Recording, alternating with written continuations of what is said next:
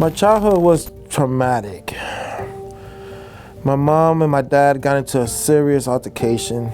My dad just took off and he went back to Puerto Rico. I would go visit once in a while, but he was always a no-show. I grew up in Hartford projects, and things were in the projects was pretty tough at that time. I got exposed to drugs and alcohol at a young age. I started smoking weed probably like at 14. There was a lot of gangs all over the place.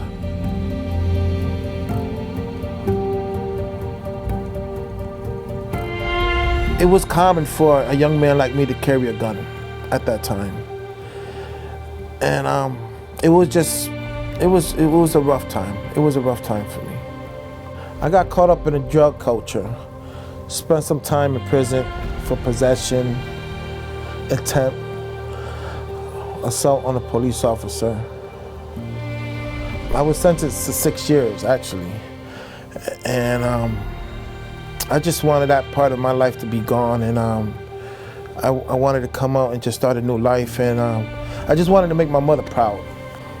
So I got out, started working hard, bought a brand new car, things were going good, and I got hit from behind. As I was in the hospital and they were looking at my injuries, something alarming came through the x-rays. And the doctor was saying that I had a mass behind my heart. I sat there on the curve, crying, weeping away like a baby. Thought death was waiting for me. And for some reason, this skinny young black guy came to me with no eyebrows, with no hair, maybe 120 pounds. Came up to me and said that God got me. I don't know if this guy was an angel or what, but I know he was way stronger than me. So I got diagnosed with stage 4 Hodgkin lymphoma. It was rough. The 12 sessions of chemotherapy, 12 sessions of radiation. My girlfriend left me. I ended up losing 120 pounds. And the next thing you know, my mom got diagnosed with terminal cancer. And she passed away from me. Yeah.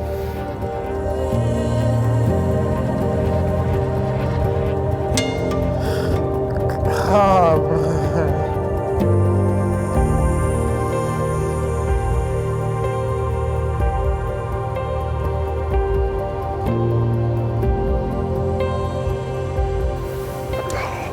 I felt so much pain, you know? I wonder, why did God let me live, and why did he just take her away from me like that? I started using again, and things just got worse and worse. And then I bumped into a friend at church. He was shocked about how I looked. He told me, I got a place for you, and it's called Pivot. And he said, we need to go right now. And the Spirit took me and brought me to Bridgeport.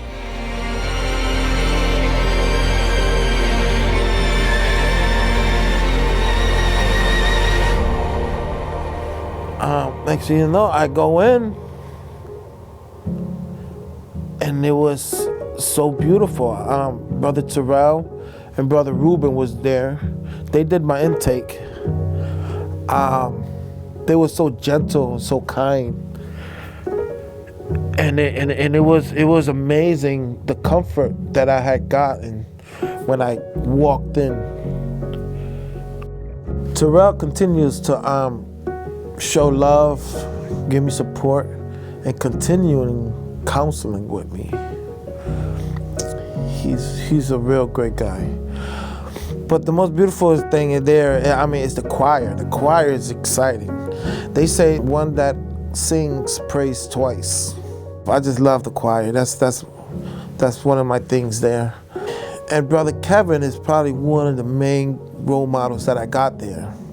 Kevin is the type of man that if you need something in the middle of the night, he'll get up and just go get it. He's that type of guy. Kevin needs to keep structure around because guys like me, we tend to like to bend rules. So Kevin has this way of putting things back in order.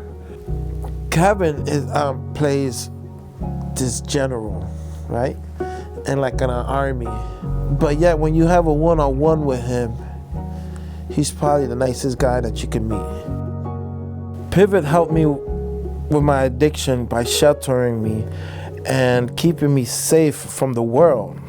They gave me a safe haven, a place where I can take inventory. Pivot helped me to discover that it wasn't just my addiction.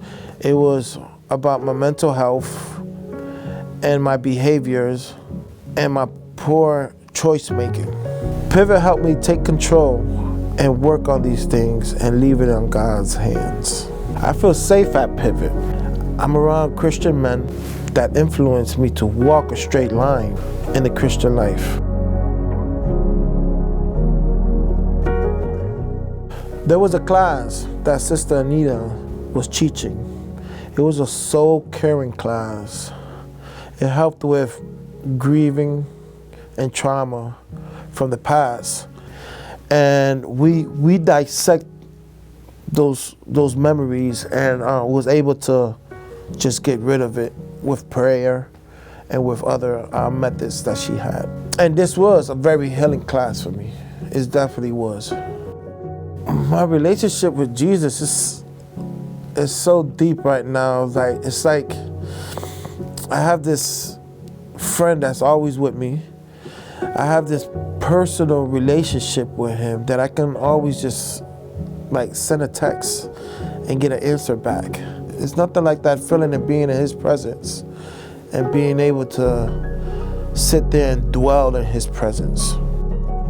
Please pray for me so I can be successful in God's kingdom and I can share the peace that he put in my heart with everyone. Amen.